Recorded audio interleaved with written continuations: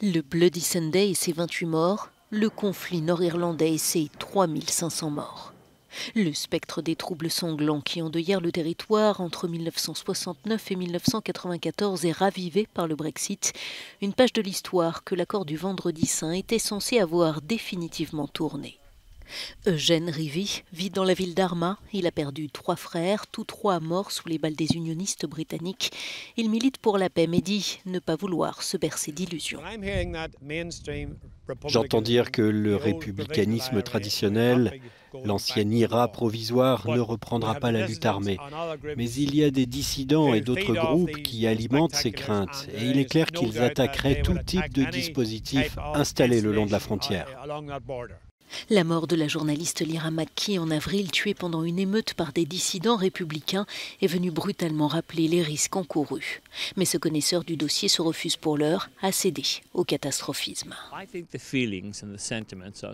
Je pense que les sentiments sont si exacerbés des deux côtés de la frontière que nous n'avons pas nécessairement à anticiper le comportement des dissidents républicains ou l'ombre que ferait planer le républicanisme sur l'avenir.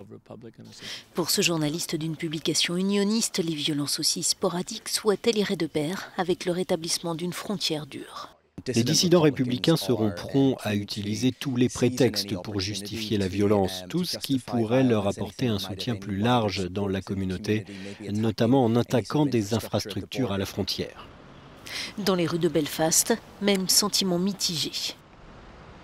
Je dirais qu'une frontière dure va certainement être rétablie, c'est ce que laissent entrevoir les dernières nouvelles. Je me souviens des années 70 et 80 et honnêtement, qui aurait envie de revenir à cette époque? Je suis inquiet à l'idée qu'une frontière dure puisse être instaurée entre l'Irlande et l'Irlande du Nord et j'espère qu'on ne revivra pas la lutte armée et les troubles. Ici, le sentiment dominant est que si le Royaume-Uni quittait l'Union européenne sans accord, un retour de la violence ne pourrait pas être exclu. Reste à savoir si ces craintes se réaliseront. Cela dépendra non pas des actions entreprises à Dublin ou à Belfast, mais des décisions qui seront prises à Londres dans les prochaines semaines.